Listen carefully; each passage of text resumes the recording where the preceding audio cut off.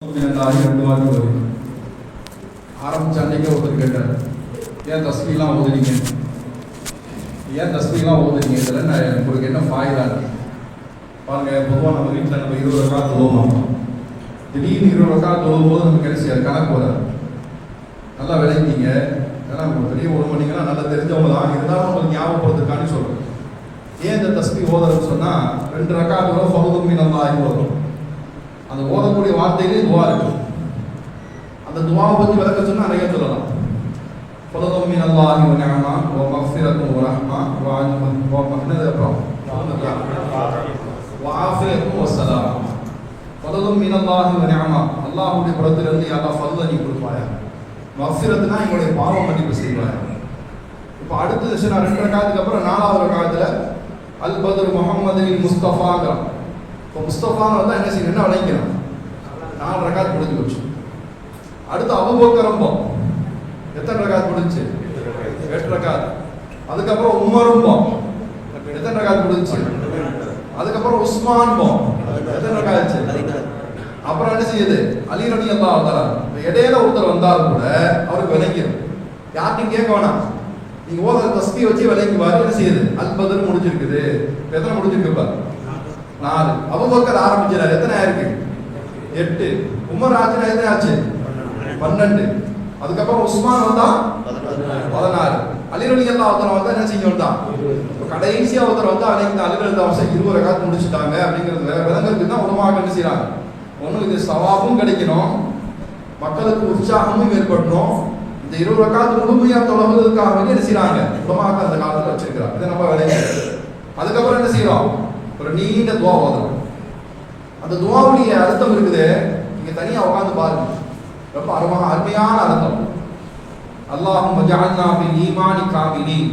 குர்ஆனை முழுமையா ஓதி முடிச்ச பிறகு நீங்க துவா செஞ்சீங்கன்னா அந்த துவாக்கள் ஏற்றுக்கொள்ளப்படும்.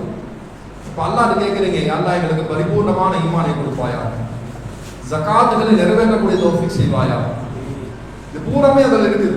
அதை பற்றி சொன்னாவே என்ன செய்யலாம், அன்னைக்கு ஃபுல்லாக சொல்லிக்கிட்டே இருக்கலாம். ஆனால் இன்னைக்கு ஓதுன ஆயத்துகளுக்கு வந்துடும். இன்னைக்கு ஓதுன ஆயத்துகள் என்ன, இன்னைக்கு ஓதுன ஆயத்தில் 2 விஷயத்தை மட்டும் நல்லா ஞாபகம் வச்சுக்கணும். ஒன்று என்ன, என்னைக்குமே அல்லாஹ்வை மறந்துடாது. அல்லாஹ்வை எந்த காரணத்தை கொண்டு என்ன செய்யக்கூடாது, அல்லாஹ்வை பற்றி திருப்பி திருப்பி திருப்பி முதாக்கரா செஞ்சுக்கிட்டே இருக்கணும். நம்ம படைச்சது ரப்பு தான், நமக்கு உணவு கொடுக்கறது அல்லாஹ் தான், எனக்கு என்ன செய்யுது மௌத்தை கொடுக்க போறது அல்லாஹ் தான், என்னை பாதுகாக்கிறது அல்லாஹ் தான், தாயுடைய வயிற்றுல பாதுகாத்தவன் அல்லாஹ் தான், கபர்ல போய் உதவி செய்யப்படுவேன். இதை திருப்பி திருப்பி சொல்லிக்கிட்டே இருக்கணும். பெருமானார் ஸல்லல்லாஹு அலைஹி வஸல்லம் அல்லாஹ்வை பற்றி சொல்லிக்கிட்டே இருந்தான். அல்லாஹ் ஸ்டார்ட்டா சொல்லி கொடுத்தாங்க. மக்கள் எல்லாம் என்ன செய்யாங்க, காஃபிர்கள், மக்காவுடைய காஃபிர்கள் இருக்கிறாங்களே, அல்லாஹ் அறிமுகப்படுத்தும் கேட்டாங்க. அல்லாஹ்னா யாரு, காசா, பணமா, தங்கமா, வெள்ளியான்னு கேட்டாங்க.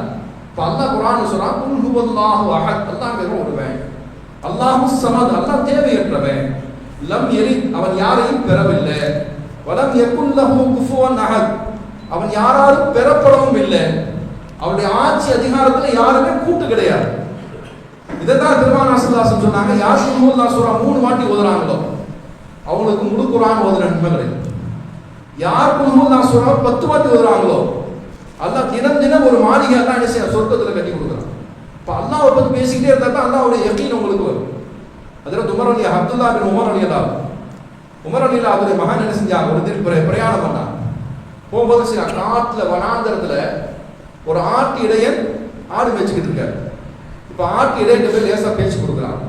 பாருப்பா, நாங்கள் வெளியூருக்காரங்க, நாங்கள் வெளியூர்லேருந்து வந்திருக்கிறோம், ஆடுகள்லாம் நிறையா வச்சிருக்கிறாரு, நாங்கள் இங்கே தான் தங்க போகிறோம், இந்த காட்டில் வேறு எதுவும் எங்களுக்கு எதுவும் கிடைக்கல சாப்பாடு, நீ வேணா என்ன செய்யும், இந்த ஆட்டிலேருந்து ஒரு ஆட்டை எனக்கு கொடுத்துரு, நாங்கள் சமைச்சு சாப்பிட்டு அதுலேருந்து கொஞ்சம் கறியும் உங்களுக்கு தர்றோம், இந்த ஆட்டுக்குள்ள காசையும் நம்ம கொடுத்துறோம்.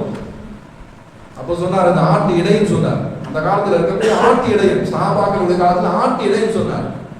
இந்த ஆடை விற்கிறதுக்கு என்னுடைய அரசு, என்னுடைய எஜமான்ட்ட அனுமதி வாங்க, எனக்கு ஆடு மேய்க்க தான் சொல்லி கொடுத்துருக்கிறார், ஆட்டை விற்கிறதுக்கோ ஆட்டை விலை பேசுறதுக்கோ எனக்கு, அதனால எப்பா ஆட்டு வச்சிருக்கவர் அங்கே இங்கே இருக்கிறார், உடனே பார்க்கவா போறாரு, ஒரு ஆடு என்ன செய்ய காண போச்சுன்னு சொல்லிடு, ஒரு ஆடு இறந்து போச்சுன்னு சொல்லிடு.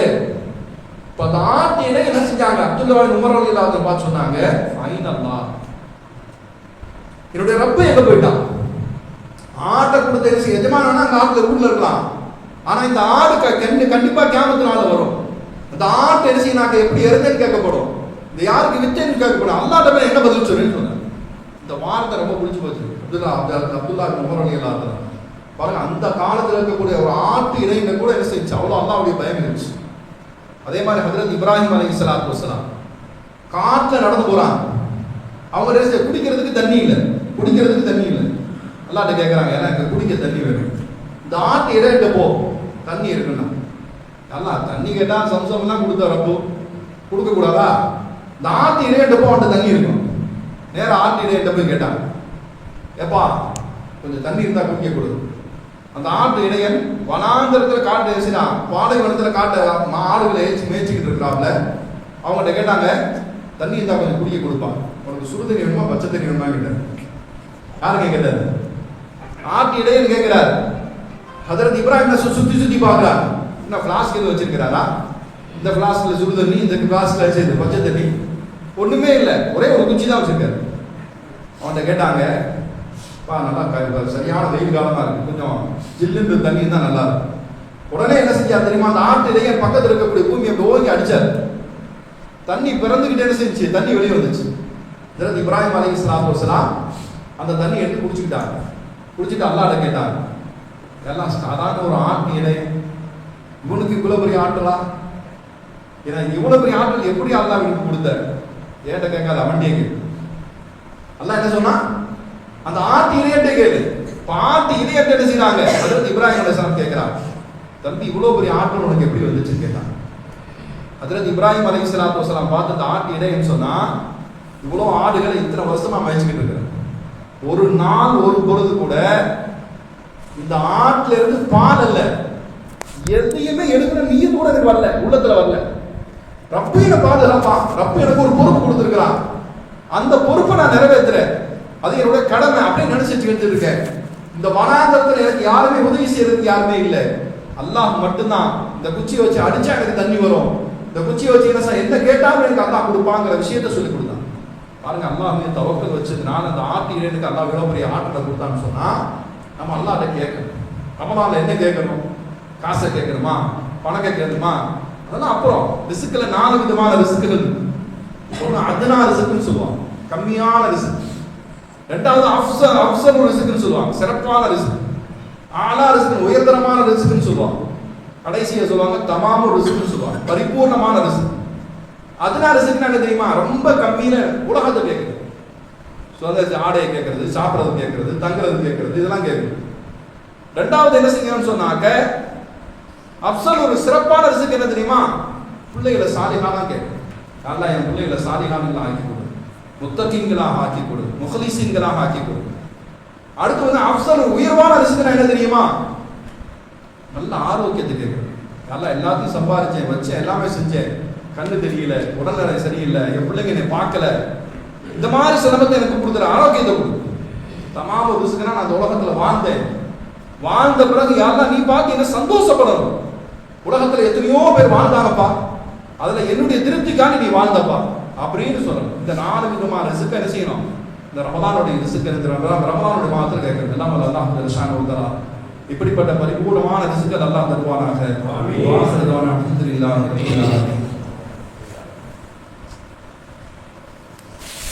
نويت صوم غد عن أداء فرض رمضان هذه السنة لله تعالى. இந்த வருடத்து ரமலான் மாதத்தின் ஃபர்தான நோன்பை அதாவாக நாளை நிறைவேற்ற நியத்து செய்கிறேன் அல்லாஹ்விற்காக.